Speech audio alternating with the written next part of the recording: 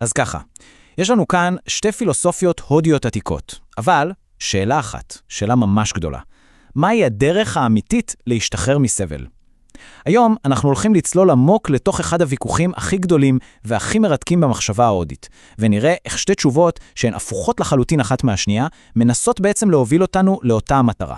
טוב, בואו נתחיל מהמקום הכי אנושי, הכי בסיסי, ממשהו שכולנו מכירים מקרוב, סבל. זה יכול להיות משהו קטן כמו קיצת יתוש שמשגעת אותנו בלילה, זה יכול להיות חרדה שמקרסמת מבפנים, או חלילה אסון טבע שפשוט הופך את כל החיים. כולנו יודעים איך זה מרגיש. השאלה הגדולה היא, מה עושים עם זה? אחת התשובות הכי מעמיקות לשאלה הזאת מגיעה ממסורת שנקראת ודנטה. עכשיו, זו לא סתם פילוסופיה תיאורטית, זה הרבה יותר מזה. תחשבו על זה כמו על מערכת הפעלה רוחנית, שהמטרה היחידה שלה היא למצוא נתיב יציאה אמיתי מהסבל. אבל, וכאן זה נהיה מעניין, למערכת הזו יש כמה מפות שונות מאוד, כאלה שלפעמים מובילות לכיוונים הפוכים לגמרי. ופה בדיוק מתחיל כל הסיפור, כי מתוך אותה מסורת מפוארת צמחו שתי תשובות שהן לא סתם שונות, הן כותביות, זה מדהים, אבל כמעט כל דבר שהאסכולה אחת טוענת שהוא האמת המוחלטת, השנייה טוענת שהוא פשוט שקר, וזה בדיוק מה שהופך את הדיון הזה לכל כך מרתק.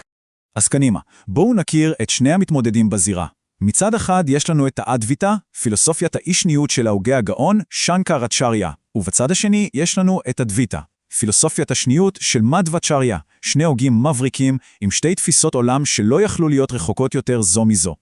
בואו נתחיל מהשאלה הכי בסיסית, אולי השאלה הכי חשובה, מה בעצם טיב הקשר בין האני הפנימי שלנו, התודעה, הנשמה, איך שלא נקרא לזה, לבין אותו כוח אלוהי, המציאות המוחלטת? האם אנחנו בסופו של דבר טיפה קטנה בתוך אוקיינוס ענק, או שאנחנו משהו נפרד לחלוטין? והנה, במשפט אחד קיבלנו את לב ליבו של כל הוויכוח. אדוויטה, שפירוש השם שלה הוא אישניות, טוענת טענה רדיקלית, כמעט בלתי נתפסת. במהות העמוקה ביותר שלנו, העצמי אינו נפרד מאלוהים, הוא, פשוטו כמשמו, הוא אלוהים. ומולה, דוויטה, שפירושה שניות, טוענת בדיוק את ההפך. העצמי והאלוהי הם שתי ישויות נפרדות לחלוטין, ותפקידנו בעולם הוא לשרת את אלוהים מתוך אהבה ומסירות. זהות מוחלטת מול נפרדות מוחלטת. אין אמצע. הציטוט הזה של מדוואצ'ריה הוא בעצם כלל הברזל של הדוויטה. מה שהוא אומר זה פשוט. יש אמת אחת שהיא מעל הכל, אמת שאי אפשר לערער עליה. אלוהים הוא ריבון, הוא מוחלט, הוא נפרד לגמרי מכל דבר אחר. כל רעיון, כל פילוסופיה שמנסה לטשטש את הגבול הזה, אפילו בקצת, היא פשוט טעות. יש ישות אחת שהיא עצמאית, וכל השאר, כולל אנחנו, תלויים בה לחלוטין.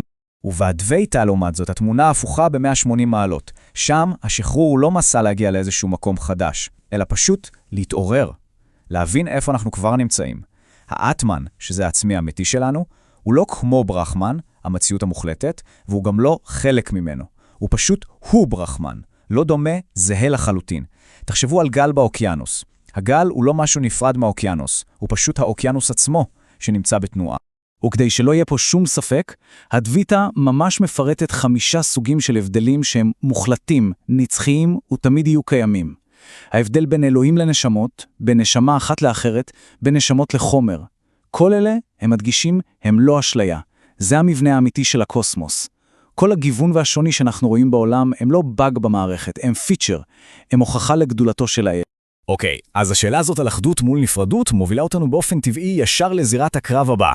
מה לגבי העולם הזה שסביבנו? הכיסא הזה, העצים בחוץ, הגוף שלנו, האם כל אלה אמיתיים? וכאן האדוויטה שולפת את הקונספט הכי מפורסם שלה, ואולי גם הכי מסובך, מאיה.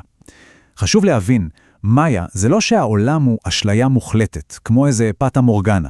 זה אומר שהמציאות שלו היא יחסית.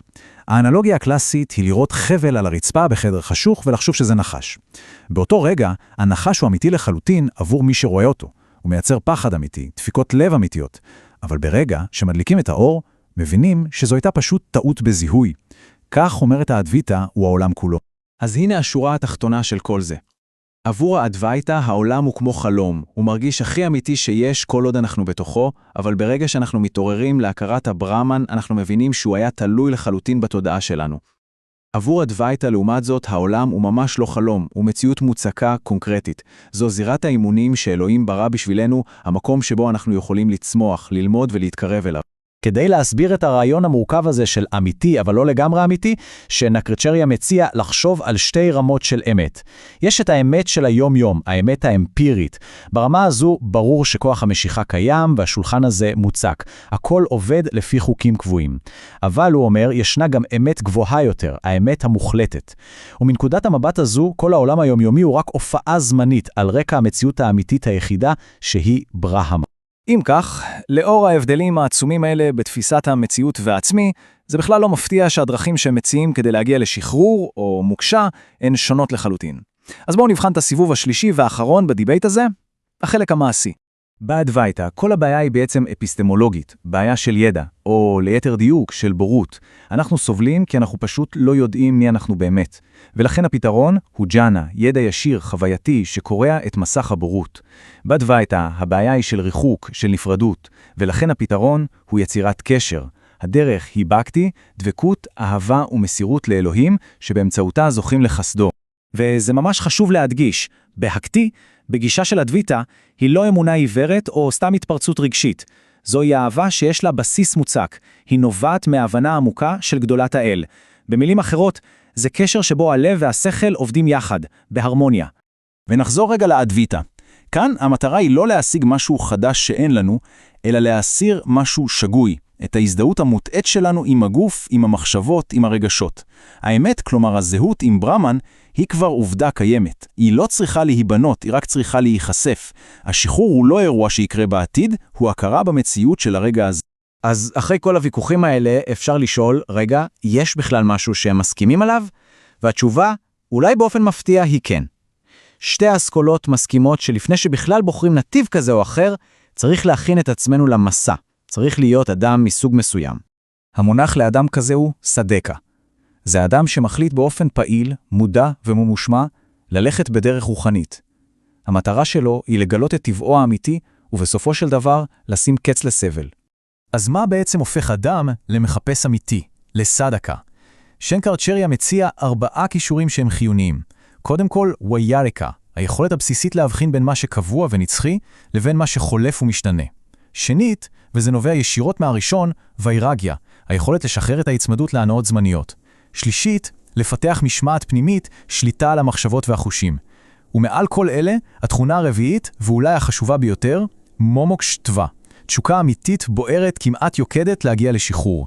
בלי זה, שום דבר אחר פשוט לא יזוז. אז אם נסכם, אנחנו בעצם רואים פה שתי תפיסות עולם שלמות, שני סיפורים שונים לגמרי על מה זה להיות אדם. אדוויתא היא דרך של חקירה פנימה, שמטרתה לפרק את תחושת הנפרדות ולהכיר באחדות המוחלטת של הכל. דוויתא, לעומתה, היא דרך של קשר החוצה, שמטרתה להעמיק ולשכלל מערכת יחסים אוהבת עם ישות אלוהית שהיא נפרדת ועליונה מאיתנו. זו בחירה בין מימוש לבין מערכת יחסים. וכך, הוויכוח העתיק הזה משאיר אותנו עם שאלה פתוחה, שאלה עמוקה.